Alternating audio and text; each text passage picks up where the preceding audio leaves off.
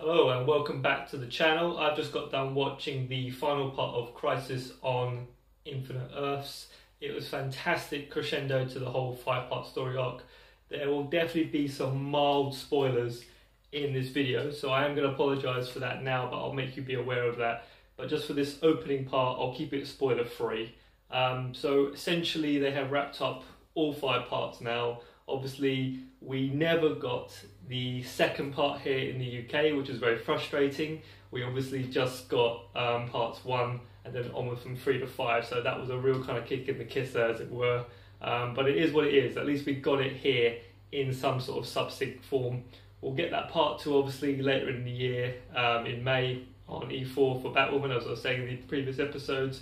But one thing I cannot stress enough about these episodes and about what has been accomplished from the CW and being shown on TV in this format is the message is loud and clear with this, is that fight against the dying of the light, which is a theme running thematically throughout the entire 5-part story, which I should have mentioned sooner, but I feel like that is warranted and should be said here rather than left alone or for later on, basically. But what they've managed to accomplish through the consistency of this story and through doing it this way is quite remarkable, in fact.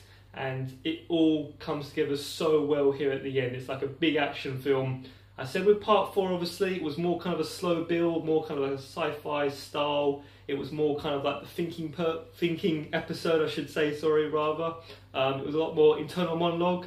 This is far more straight in with the action because we now know, obviously, where we need to be for this end point. So we are given loads of payoff in this episode. It was fantastic to see that. So I'm going to go some mild spoilers now, so I do apologise. So if you want to kind of park it here at this point, what I will say is that this episode, it is very good.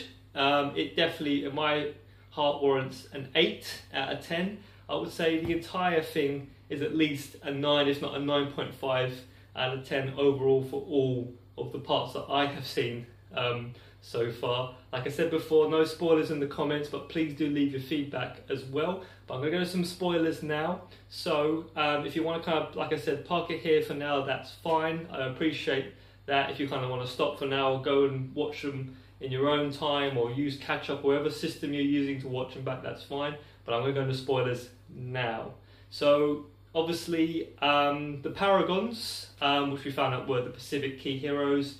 We had Batwoman, we had Supergirl, obviously Lex Luthor being the big surprise one, which was fantastic. That was such a good twist at the end of part 3, the way they did that to lead you into Vanishing Point part 4. Fantastic, and it pays off wonderfully here. Greg Williams has directed this final part, so each of the key Pacific ones was true to the Pacific show from which their hero was from for each of these 5 parts of the Crisis story arc. And you know, like I said, in retrospect, going back to the first part when I was talking about that part 1, this story has been going on since the 80s, since April or that summer of 1985 when Marv Wolf and his team put this together. So it's fantastic. But it's not the first, obviously, time that DC's very cleverly introduced the idea of a multiverse before. It's been done way before that kind of reference point, but it was back in the 80s where that 12-part originally, story arc was created in comic book form over that summer. And now here we are all these years later getting it in a TV style format, which is fantastic. And obviously it's been done and hinted at in other sort of movies as well in the DC universe. But so well done here in that it was so coherent and so much fun here.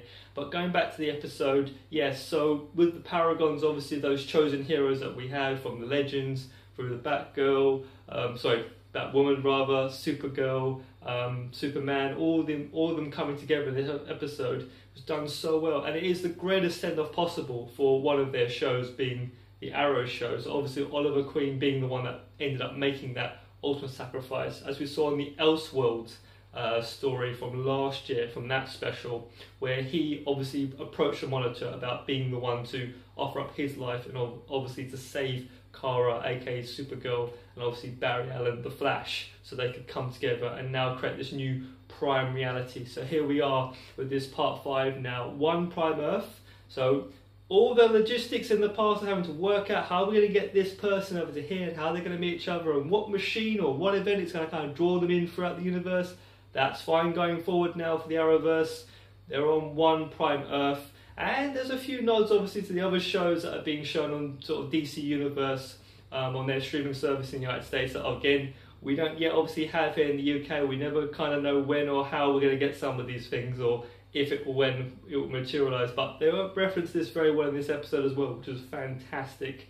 Overall, like I said, it stayed true. It stayed true to that thematic message of fight against the dying of the light. And there's something so wonderful in what Oliver had told Flash in some of the early episodes of this 5-part story, which was that the real heroes are the ones that remain behind, have to go on to go forward. And now each of these characters, to see them grow and overcome what is seemingly insurmountable odds, greater than anything they had faced before in the previous specials, and to come together now for this one, absolutely tremendous. I recommend it highly. I can't say it enough. If you can, seek it out, watch it on catch up. Hell, I'm not obliged to tell you what and what not to do, but if you have to relate to streaming it, I would even say stream it now at this point. Obviously, if you've waited this long to see it here in the UK on our telly, great. If you had seen it already from last year because you weren't prepared to wait for Sky and E4, whoever, to sort it out, I don't hold it against you, because what they have done here is absolutely tremendous. It is fantastic. I can't recommend it enough. Crisis on Infinite Earths, brilliant. You know, in the future, what I really want to do, I want to get my other friends. I'd love to get someone like Captain Louis and Lord Hallam and Adam and numerous others, Adrian, to discuss with you guys actually on camera if possible in the future. If we come back to this, I don't think we're done with Crisis on Infinite Earths by any means. I think it'd be really nice to have a retrospective talk if you guys want to kind of hear that. I think that'd be a really great future episode to do that as a discussion point, to talk about all the different elements that really worked, some that might have been, could have been stronger, I should say, or might have been tweaked a bit more. But it'd be wonderful to come back and revisit this, and I'm sure hopefully in the near future, as hinted at in this episode, we're going to get some more special crossovers in the near future, so watch this space. And I can't, it was just fantastic as well. I have to say, seeing Black Lightning amongst the lineup on this of these heroes was just so awesome. So now finally everything has come together, and the payoff, everything just felt so good, gave that kind of warm feeling inside.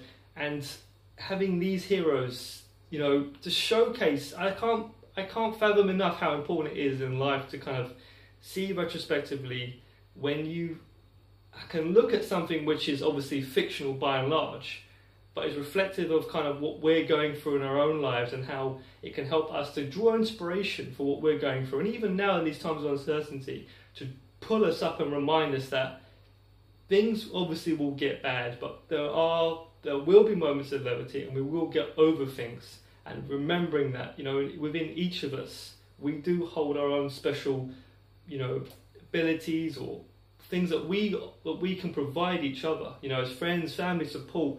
And that is such a good message to captivate and to show to young people, and remind you at core essence as well why comic books back in the 1920s and the 30s and so on became so prolific in that first instance as a form of escapism. They're absolutely fantastic, and Crisis on Infinite Earths is a gold standard for this. I can't respectively recommend it enough. So thank you. I'd like to hear your feedback if you've seen it already. Please give the video a thumbs up, please support, please like, please share. Let's get a discussion going. I definitely want to revisit this again at some point and do kind of like a panel round table discussion on these episodes. They're just so good. And I can't wait actually, now that I've seen them now, to go back and sort of peruse them again as like a whole entire narrative arc, and watch all the episodes side by side. Well, thank you so much. Please stay safe in these times of uncertainty. Thank you so much, like I said, for your support. That's the spoilers over. Going forward, I'm going to try and keep everything as spoiler free as possible. I just had to talk about that here. But thank you so much, and take care, and hope to all see you soon. Thank you.